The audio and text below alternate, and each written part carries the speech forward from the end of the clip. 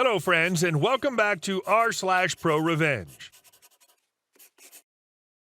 Another crazy neighbors tried to take some property away from our OP in the first story.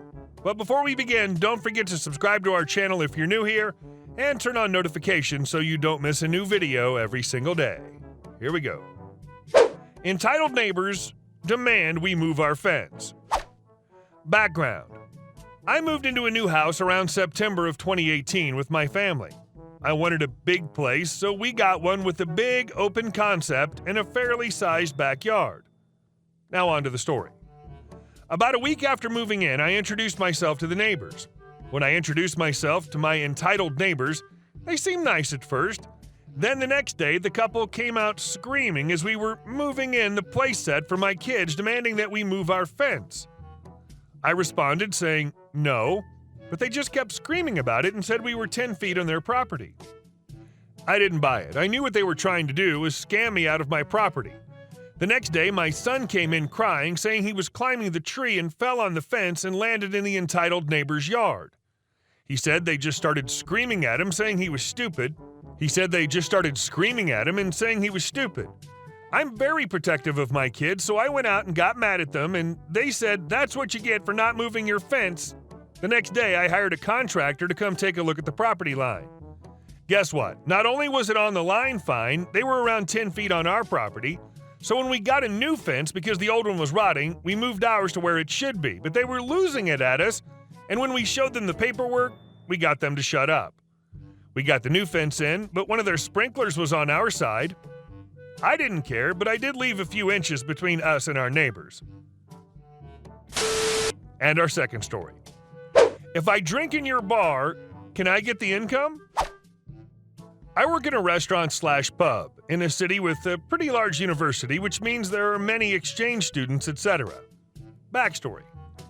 You have a wonderful option that you can book the place or some tables. If there's only a small amount of people, like 1 to 15, then you don't even have to pay reservations. If there's a larger group, then we take a little money in advance. They can drink or eat, it's just a safety protocol.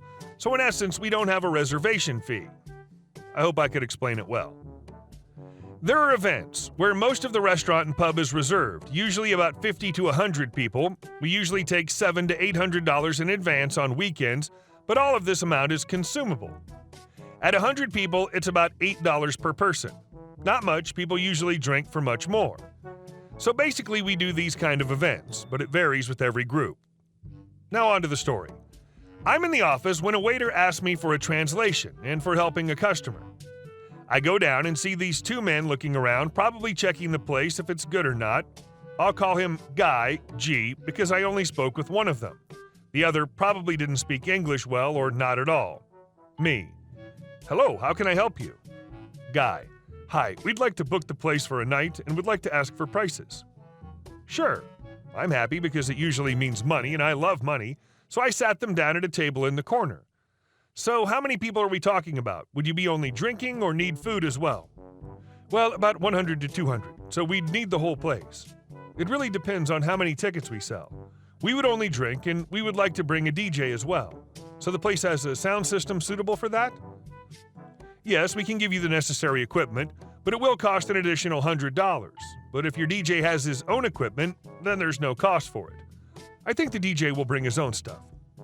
It's all right, so I heard you'll sell tickets. I assume you'll need security as well?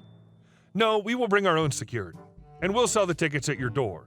We only advertise it for now. Also, we'd have 20% of that day's income. Me, totally caught off guard. Excuse me? What? Why? Well, we bring you an event. That brings you money, and we plan it, so obviously it's free advertisement for you. I can't give you the income. Sorry, that's just not possible. My friend was here last month. You gave him 20% off from a drink. It's possible to have a discount on a drink if you buy the whole bottle. We can even manage 1 or 2 kind of drinks to have a discount on them for the whole night. Since, as you said, you plan the event, we can arrange these, but I can't give you any kind of our income. Come on, we even arrange bodyguards. There will even be tickets, which will lift the place. At this point, I forgot that ticket thing. I was too shocked with the income thing. Yes, that ticket. While I can allow to have outside security, I need to consult with them first. And you can't just sell tickets at my door without a permit. I can arrange that we sell the tickets with our permit, and I'm even willing to give you a part from that money." "No, I bring you guests. I bring you money. Why would you take my money? I work for it. It's so hard." At this point, I kind of feel there will be no arrangement and no booking. Let me get this clear. You want to sell tickets at this property and make money out of it. You would also like part of the income, which we would have to write a contract for, as the money needs to be accounted for. This way, it won't work. I can give you a discount on some drinks, but then I won't be able to share some income on the tickets. Why are you being like this? I said I'll bring guests, which means money. You'll be rich after that night, I promise. Why can't I keep my share? Clearly, you don't know how business works. You're being a jerk. Listen, if you want to sell tickets, then you're free to do it, outside this pub. But I can't let you sell anything on this property. And more so, I can't let you have any of the income. So you gonna take my offer or not? F you. I even arranged the bodyguards. But you will regret this. You will lose so much money. And with that, they left. I kept wondering if they actually arranged some bodyguards in advance without knowing they'd get the place or not. I don't even know how he thought he could have a part of the income. Maybe it's working in other countries differently? To be honest, we could do it, but on one part it's not really profitable, on the other part it's illegal. Not like there's so much of a chance for an inspection, but I'll never take that kind of risk. And our next story. Entitled neighbor tries to have tree older than her house cut down illegally. My family has lived in the same home for about 24 years now. My entire life, we've had the same neighbors on both sides of us. On one side is the sweetest elderly lady who bakes us fudge every Christmas to thank us for any help we give her throughout the year. On the other side is a family whose parents seem to think the world revolves around their own butts. Now, this family moved in about 2 or 3 years before us, giving them the idea that their opinions trump the lives of any of their neighbors. I know this because both the parents and the children, who are the same age as myself, have explicitly told me this. There's a giant tree in my parents' backyard that admittedly has become a bit overgrown. A branch or two have reached over the fence leading into the neighbor's yard. In the fall, the tree sheds its leaves, as trees do, and maybe 1% of the leaves make their way into the neighbor's yard. This has been a part of my childhood and all 3 of my siblings' childhoods. Needless to say, my family's quite attached to our tree. Well, about 15 years ago, our neighbors decided to build a pool. We've had issues with them over time, so when they started to gripe about the leaves from the tree falling into their pool, we just brushed it off. Fast forward to about 2 years ago. I'd finished up the college semester and came back to visit my parents for the week. I was at home relaxing, enjoying my time off when the dogs started barking, so I went to check it out. While looking out the window, I saw a team of tree trimmers begin to unload and set up in the backyard. It wouldn't be the first time my parents didn't mention having work done on the house, so I didn't think anything of it. I called my old man to see if the trimmers would need anything from me while they were here, but he was working, so I just left a message. He got back to me about 30 minutes later, completely confused, so we knew something wasn't right. At that point, I went out back and told them to take a break because there'd been a mistake. Luckily, they'd only managed to take 2 or 3 major branches off the tree, so there was still a chance the tree would survive. It was the quickest I've ever seen my dad drive home. I went out back with them so that I could figure out what was up. After a loud discussion and a lawsuit threat later, the trimmers decided it was best they didn't finish up the job of taking down all the branches. Well, it turns out that our entitled neighbor decided to take it upon herself to hire a company to come and take the tree down in our yard. When she told the company that it was in her neighbor's yard, they only asked if she got it cleared with us.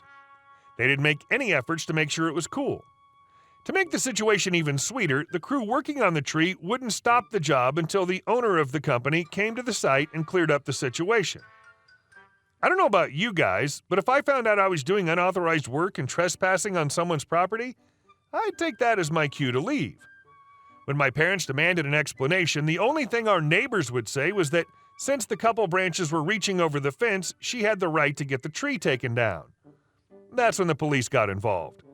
She was informed that she was allowed to have the branches trimmed past the fence, something my parents said they could have done if the neighbor had paid for it, but due to the significant branches trimmed off on our property, she'd be looking at destruction of property if the tree died. Luckily, the tree stands to this day, and the wind seems to blow just a bit harder towards their yard each fall. To be even pettier, you could use a leaf blower when cleaning the leaves and blow them all into the neighbor's yard. And our last story. I cost him his job. When I was in my early 20s, I worked at a hotel in the food and beverage side. I was a very ambitious and hard-working young man. I was moving up the ladder and was slated to take a bar manager position. This must have threatened the other bartender who'd been there 10 years and wasn't moving up. I would have considered him a friend. We would all smoke in the walk-in freezers at work. Well, this bartender thought he could eliminate his competition by going to HR and telling them I smoked cigarettes in the walk-in, which was true.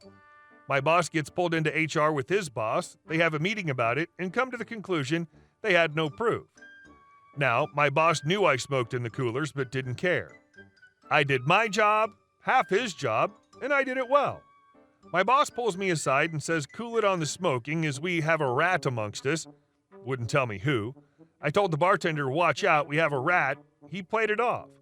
2 weeks later, I find out it was him. Now, this bartender had a bit of an alcohol addiction, and Daisy didn't get his fix. He was a complete a-hole to everyone, including customers. They would complain to me, and it would typically end with me as he was my buddy. Well, that stopped. Every time a customer complained, I promptly brought them a comment card and had them write down their complaints. I piled these up for 2 months and had a nice stack of complaints collected. If he didn't try to get me fired, these would have went into the trash. Instead, they ended up on the F&B director's desk.